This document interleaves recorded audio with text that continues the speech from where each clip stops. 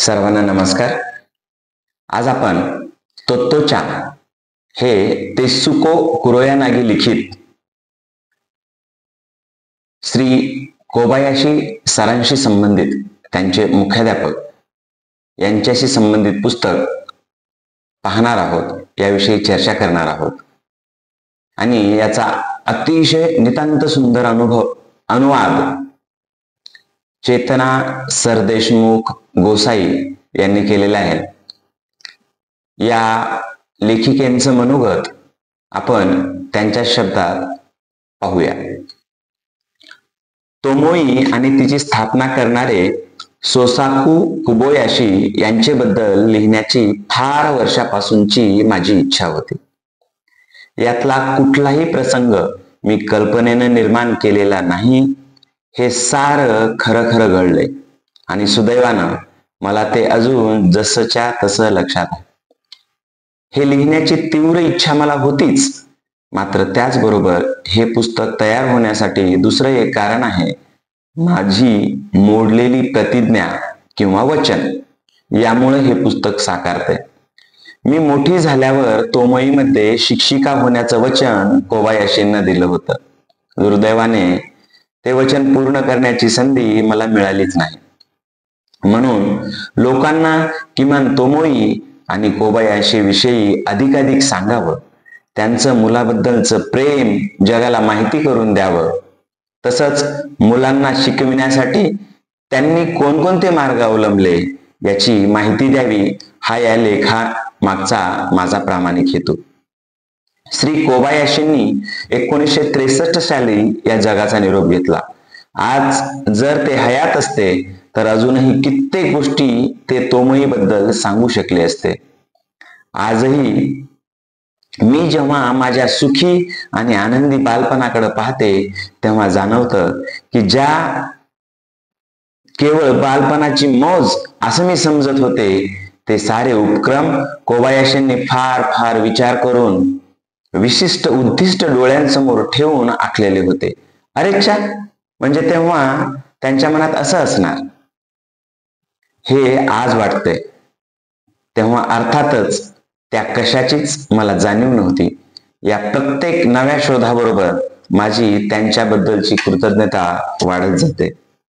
माझ्या स्वतःच्या बाबतीत सांगायचं तर त्यांच्या "तू फार चांगली मुलगी आहेस" या एका वाक्यानं माझ्या सबंध आयुष्याला केवढा अर्थ प्राप्त करून दिलाय हे शब्दात सांगता येणार नाही.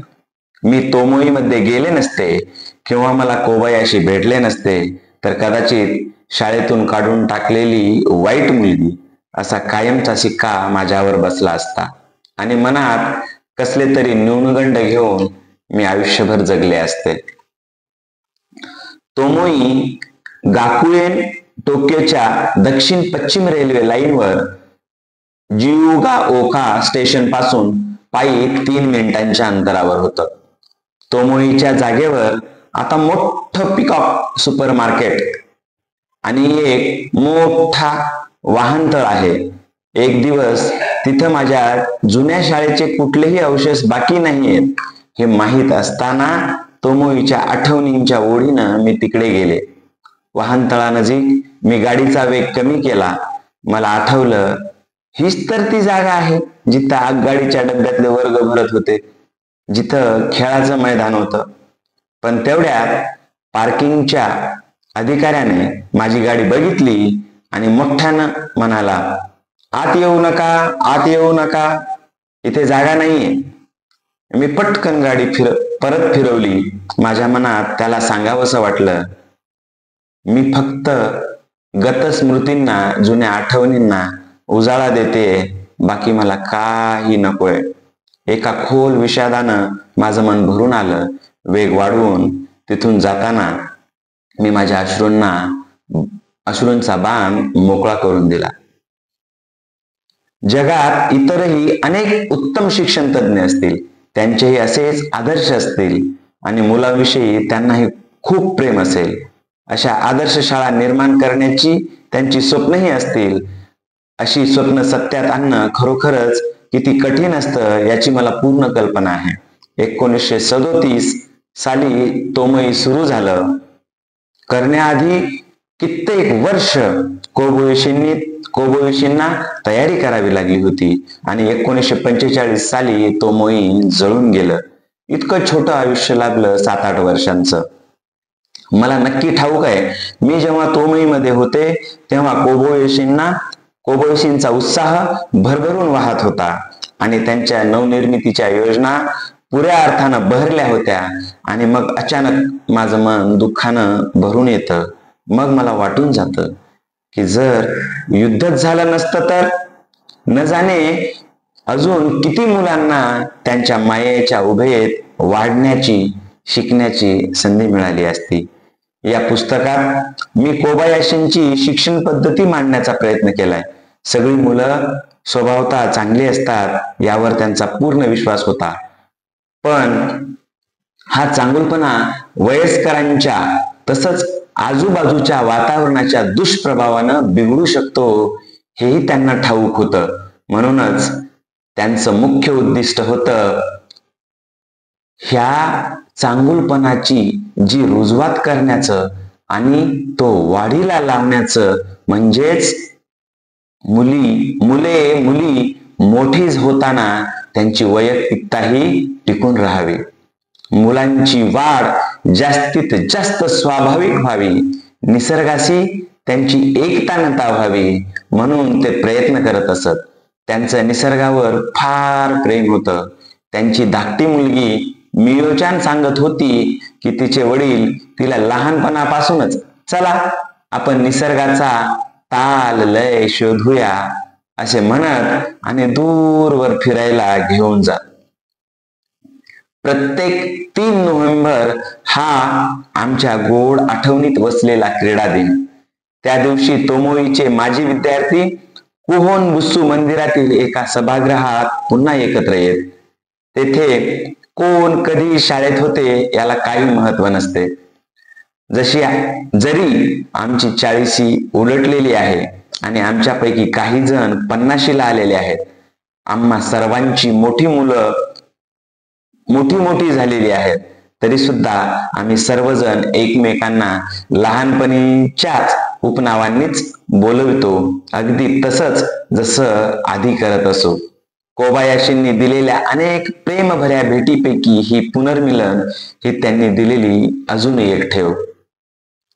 मला माझ्या आधीच्या शाळेतून काढून टाकले हे खरंय, मला आठवत नाही, पण आई सांगते मी इतकी खोडसाळ होते यावर विश्वास ठेवणं कठीण जातं. पण 5 वर्षापूर्वी मी दूरदर्शनच्या एका कार्यक्रमात भाग घेतला होता. तेव्हा त्याच कार्यक्रमात दुसऱ्या एका बाईंशी ओळख झाली आणि मला धक्काच बसला. त्या माझ्या जुन्या शाळेतल्या शेजारच्या वर्गाच्या वर्गशिक्षिका होत्या आणि त्यांनी जे सांगितलं ते त्याहूनही धक्कादायक होतं. त्या म्हणाल्या, मी माझ्या वर्गाकडे जायची तेव्हा तू रोज वर्गाबाहेर उभी असायचीस. कशा ना कशाच्या साठी तुला शिक्षा झालेली असायची. मी तुझ्या जवळून चालले होते तेव्हा तुला माझ्याकडून कळून घ्यायचं होतं की तुला बाहेर का काढलंय.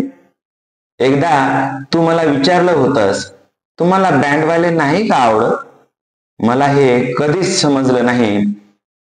समजत नसे की तुझ्याशी कसं वागावं. म्हणून शिक्षकांच्या खोलीत जाण्या अगोदर मी बाहेर वाकून पाहे आणि तू जर बाहेर दिसलीस तर मी जाण्याचेच टाळे. शिक्षक खोलीत आम्ही बसलो की तुझ्या वर्गशिक्षिका खूपदा तुझ्याविषयी माझ्याशी बोले. ती म्हणे, का बरं ही पोरगी अशी आहे. आणि म्हणून अनेक वर्षानंतर तू जेव्हा दूरदर्शनवर येऊ लागलीस तेव्हा मला तुझे नाव चटकन आठवले. या घटना फार जुन्या आहेत, पण तू पहिल्या वर्गातील विद्यार्थिनी होतीस तेव्हाची तू मला चांगली आठवतेस. खरंच का मला वर्गातून बाहेर काढून दिले जात होते. खरं सांगायचं तर मला याची काही आठवण नाही आणि ही गोष्ट कळल्यावर मी चकित झाले. पण सकाळच्या कार्यक्रमासाठी येणाऱ्या तरुण दिसणाऱ्या शुभ्र केसांच्या त्या प्रेमळ शिक्षिकेनं मला सांगितले की खरेच मला माझ्या पहिल्या शाळेतून काढून टाकले होते. मला हे आठवत नव्हतं, पण आईनं मला हे माझ्या 20व्या वाढदिवसापर्यंत न सांगितल्याबद्दल मी आईची कृतज्ञ राहील. काय होणार या पोरीचं. अशी काळजी वाटत असून सुद्धा तिनं ते कधीच दाखवलं नाही. ती जर असं काही म्हणाली असती तर कदाचित तू फार चांगली मुलगी आहेस हे वाक्य फारसं परिणामकारक झालं नसतं.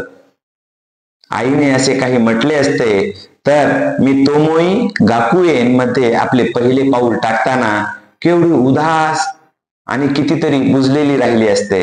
मुळं खोलवर गेलेल्या त्या झाडाचं ते फाटक, आगगाडीच्या डब्यात भरणारे ते वर्ग मला कदाचित तेवढे आनंददायी वाटले नसते. खरोखरच मी भाग्यवान म्हणून मला अशी आई मिळाली. त्या दिवसांमध्ये युद्ध सुरू झाले होते. तोमोई अगदी कमी छायाचित्र घेणं शक्य झाले होते. त्यात शाळेतल्या आपले शेवटचे वर्ष पूर्ण करणाऱ्या मुलांचे चित्र सर्वात उमदे.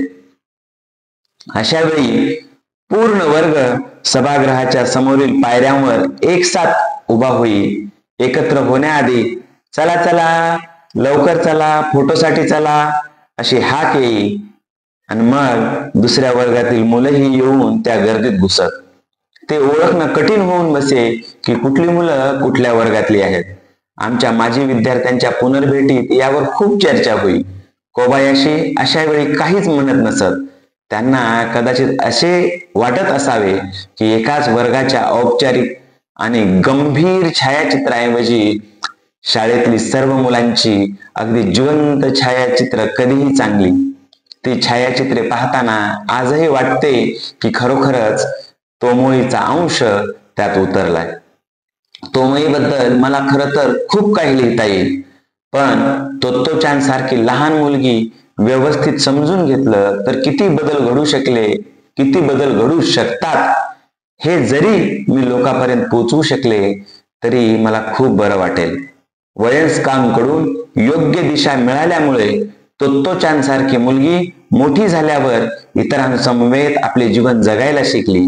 आज जर तोमोई सारख्या अनेक शाळा असत्या तर आपल्या आजूबाजूला पसरलेली हिंसा नक्कीच घडली नसती, कमी झाली असती आणि इतकी मुले शाळा सोडून पळाली नसती. हा माझा खोल विश्वास आहे. तोमोईची शाळा सुटल्याची घंटा झाल्यावर पुन्हा मुलांना घरी जाण्याची घाई नसायची आणि दररोज सकाळी शाळेत जायचे वेळ लागायचे. अशी होती आमची शाळा. तोमोई सारख्या इतर शाळा सुरू करण्याआधीच कोबायाशींचा मृत्यू झाला. हे मोठंच दुर्भाग्य. ज्यावेळी तोमोई जळत होते तेव्हा ते त्याहून अधिक चांगल्या शाळेची कल्पना करीत होते. आसपासच्या कल्लोळाने विचलित न होता त्यांनी त्या क्षणी देखील उत्साहाने विचारले होते, आता कशी असेल आपली नवीन शाळा? हे पुस्तक लिहित असतानाच मला एक आश्चर्यकारक शोध लागला. माझा तेसुकोज रूम या दूरदर्शनवरील दैनिक कार्यक्रमाचा निर्माता एका दशकापासून कोबोईवर संशोधन करीत होता. त्यानं कोबोईशींना पाहिलंही नव्हतं, पण मुलांच्या संगीत कवायतीच्या वर्गात पियानो वाजवणाऱ्या एका बाईंनी सांगितलेल्या अनुभवानं त्याच्या मनात कोबायाशी बद्दल कुतूहल जागं झालं. त्या वर्गात पियानो वाजवत असताना एकदा कोबायाशी यांना त्यांच्या जवळ आले आणि त्यांना म्हणाले होते, तुम्हाला माहितीये, मुलं या ठेक्याप्रमाणे कधीच चालत नाहीत. मुलाबद्दल त्यांची संवेदन क्षमता इतकी तीव्र होती की त्यांचं चालणंच काय, पण त्यांच्या श्वासोच्छवासाची लय ही देखील कोबायाशींना माहिती होती. काही वर्षापूर्वी एक वाक्यप्रचार प्रचलित होता, जर त्याच्या मुळापासून तुटला असेल आणि मध्येच अधांतरी आयुष्य जगत असेल तर त्याला तो खिडकीशी उभा आहे असं म्हणा. लहानपणी मी बँडवाल्यांची वाट बघत खिडकीशी उभी असे हे खरंय, पण त्या वर्गात मीही अशीच होते, अधांतरी, इतरांपासून वेगळी, रुजायला स्वतःची मुळच नसल्यासारखी. या पुस्तकाचं नाव मला त्या वाक्प्रचारावरून सुचलं, पण याला आणखी एक अर्थ आहे आनंद आणि उत्साहाची अशी एक खिडकी जी माझ्यासाठी माझ्या तोमोई शाळेनं उघडली. कित्येक मुलांनी हे पुस्तक वाचल्यानंतर त्यातल्या अनुभवाविषयी लिहिलंय. तोमोई जळाल्याचं वाचून त्यांना जाणवलं की युद्ध फार वाईट असतं.